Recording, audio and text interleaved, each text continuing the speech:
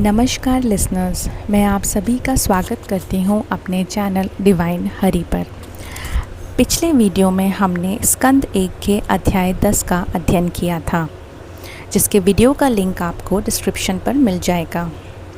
तो चलिए आज की यात्रा को हम प्रारंभ करते हैं और बढ़ते हैं अपने अगले अध्याय की ओर। ओम नमो भगवते वासुदेवाय। स्कंद 1 अध्याय 11। द्वारिका में श्री कृष्ण जी का स्वागत। सूत जी कहते हैं, श्री कृष्ण ने अपने समृद्ध देश में पहुंचकर वहां के लोगों की विरह वेदना बहुत कुछ शांत करते हुए अपना श्रेष्ठ शंख बजाया। भगवान के होठों की लाली से लाल हुआ वह श्वेत वर्ण का शंख बजाते समय उनके कर कमलों में ऐसा शोभायाम हो रहा था जैसे लाल रंग के कमलों पर बैठा हुआ कोई राजहंस। भगवान की शंख की यह ध्वनि संसार के भय को भयभीत करने वाली है। उसे सुनकर सारी प्रजा अपने स्वामी श्री कृष्ण के दर्शन की लालसा से नगर के बाहर निकल आई। भगवान श्री कृष्ण अंतरात्मा हैं, वे अपने आत्मलाभ से ही सदा सर्वदा पूर्ण काम हैं। फिर भी जैसे लोग बड़े आदर से भगवान सूर्य को भी दीपदान करते हैं, वैसे ही अनेक प्रकार की भेंटों से प्रजा ने श्री कृष्ण का स्वागत किया। सबके मुख कमल के समान प्रेम से खिल उठे। भगवान श्री कृष्ण की ठीक वैसे ही स्तुति करने लगे जैसे बालक अपने पिता से अपनी तोतली बोली में बातें करता है। स्वामी, हम आपके उन चरण कमलों को सदा सर्वदा प्रणाम करते हैं, जिनकी वंदना ब्रह्मा, शंकर और इंद्र तक करते हैं, जो इस संसार में परम कल्याण चाहने वालों के लिए सर्वोत्तम आश्रय हैं, जिनकी शरण ले लेने पर परम समर्थ काल भी एक बाल तक बांका नहीं कर सकता। आप ही हमारे माता, स्वामी, पिता हैं। आप ही हमारे गुरु और परम आराध्य देव हैं। आपके चरणों की सेवा में हम कृतार्थ हो रहे हैं। आप ही हमारा कल्याण करें। कितना सुंदर मुख है, दर्शन तो देवताओं के लिए भी दुर्लभ है। कमल नयन श्री कृष्ण, जब आप अपने बंधु बांधवों से मिलने के लिए हस्तिनापुर अथवा मथुरा चले जाते हैं, तब आपके बिना हमारा एक एक क्षण कोटि कोटि वर्षों के समान लंबा हो जाता है। आपके बिना हमारी दशा वैसी हो जाती है जैसे सूर्य के बिना आँखों की। भक्त वत्सल भगवान श्री कृष्ण प्रजा के मुख से ऐसे वचन सुनते हुए अपनी कृपामयी दृष्टि से उन पर अनुग्रह की वृष्टि करते हुए द्वारका में प्रवेश करते हैं। जैसे नाग अपनी नगरी भोगवती पातालपुरी की रक्षा करते हैं, वैसे ही भगवान की ये द्वारकापुरी भी यादवों से, जिनके पराक्रम की तुलना और किसी से भी नहीं हो सकती, सुरक्षित थी। वह पूरी समस्त ऋतुओं के संपूर्ण वैभव से संपन्न एवं पवित्र वृक्षों व लताओं से युक्त थी। स्थान स्थान पर फलों से पूर्ण उद्यान, पुष्प वाटिकाएँ एवं क्रीड़ावन थे। बीच बीच में कमल युक्त सरोवर नगर की शोभा बढ़ा रहे थे। नगर के फाटकों में महल के दरवाज़ों और सड़कों बंधनवारें लगाई जाती थीं। उसके राजमार्ग, सड़कें, बाजार सुगंधित जल से सींच दी गई थीं और भगवान के स्वागत के लिए बरसाए हुए फूल, अक्षत चारों ओर बिखेर दिए गए थे। पैरों के प्रत्येक द्वार पर दही, अक्षत, फल, ईख, जल से भरे हुए कलश, उपहार की वस्तुएं और धूप दीप आदि सजा दिए गए थे। वासुदेव, अक्रूर, उग्रसेन, पराक्रमी बलराम और सांब ने जब ये सुना कि हमारे प्रियतम भगवान श्री कृष्ण आ रहे हैं, तब उनके मन में इतना आनंद उमड़ा कि उन लोगों ने अपनी सभी आवश्यक कार्य, सोना, बैठना और भोजन आदि छोड़ दिया। प्रेम के आवेग से उनका हृदय उछलने लगा।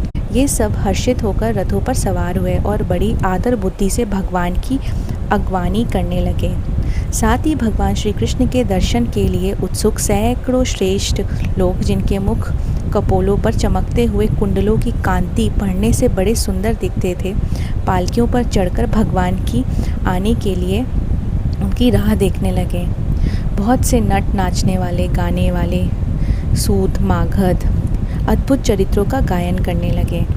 भगवान श्री कृष्ण बंधु बांधवों, नागरिकों और सेवकों उनकी योग्यता के अनुसार अलग अलग मिलकर सबका सम्मान किया। किसी को सिर झुकाकर प्रणाम किया, किसी को वाणी से अभिवादन किया, किसी को हृदय से लगाया, किसी से हाथ मिलाया, किसी की ओर देखकर मुस्कुरा भर दिए और किसी को केवल प्रेम भरी दृष्टि से देख लिया। जिसकी जो इच्छा थी उसे वही वरदान दिया। इस प्रकार सबको संतुष्ट करते हुए गुरुजन, सांदीपनी ब्राह्मण और वृद्धों तथा दूसरे लोगों का भी आशीर्वाद ग्रहण करते हुए वे वेद जनों से सुनते हुए सबके साथ भगवान श्री कृष्ण ने नगर में प्रवेश किया। शौनक जी, जिस समय भगवान राजमार्ग से जा रहे थे उस समय द्वारिका की कुल कामनियाँ भगवान के दर्शन को अपनी अटारियों पर चढ़ गईं। भगवान वृक्ष स्थल मूर्तिमान सौंदर्य लक्ष्मी का निवास स्थान है। उनका मुखारविंद नेत्रों के द्वारा पान करने के लिए सौंदर्य सुधा से भरा हुआ पात्र है। उनकी भुजाएं लोकपालों को भी शक्ति देने वाली हैं। उनके चरण कमल भक्त परमहंसों के आश्रय हैं। उनके अंग अंग शोभा के धाम हैं। भगवान को इस छवि कवि नित्य निरंतर निहारते देखते रहते हैं, फिर भी उनकी आंखें एक क्षण के लिए भी तृप्त नहीं होती। द्वारिका के राजपथ पर भगवान श्री कृष्ण के ऊपर श्वेत वर्ण का छत्र तना हुआ था। चारों ओर से पुष्पों की वर्षा हो रही थी। वे पीतांबर और वनमाला धारण किए हुए थे। इस समय वे ऐसे शोभायाम हो रहे थे मानो श्याम मेघ एक ही साथ सूर्य, चंद्रमा, इंद्रधनुष और बिजली से शोभायाम हो रहा हो। भगवान सबसे पहले अपने माता पिता के महल में गए। वहाँ उन्होंने बड़े आनंद से माताओं को चरणों पर सिर झुकाकर प्रणाम किया और माताओं ने उन्हें अपने हृदय से लगा लिया।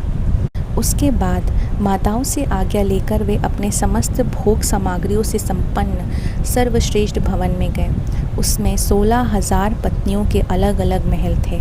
अपने प्राणनाथ भगवान श्री कृष्ण को बहुत दिन बाहर रहने के बाद घर आया देखकर रानियों के हृदय में बड़ा आनंद हुआ। उन्हें अपने निकट देखकर वे एकाएक ध्यान छोड़कर उठ खड़ी हुईं।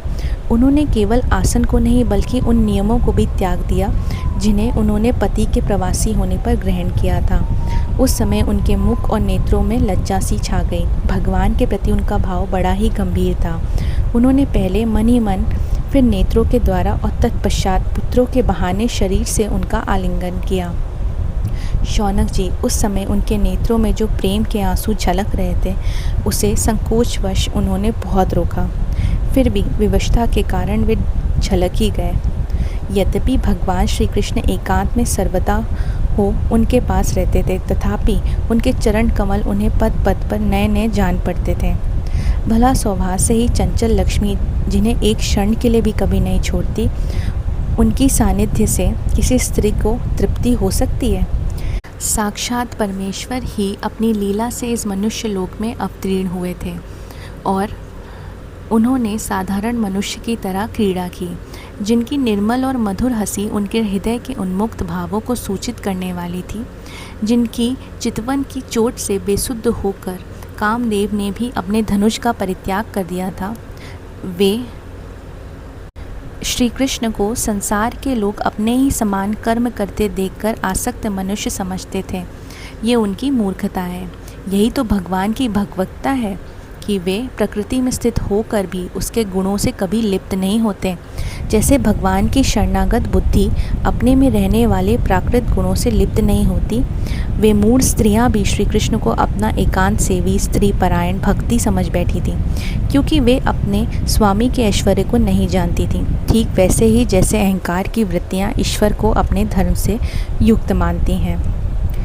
इस प्रकार हमारा स्कंद 1 का अध्याय 11 समाप्त होता है। धन्यवाद। जय श्री हरि।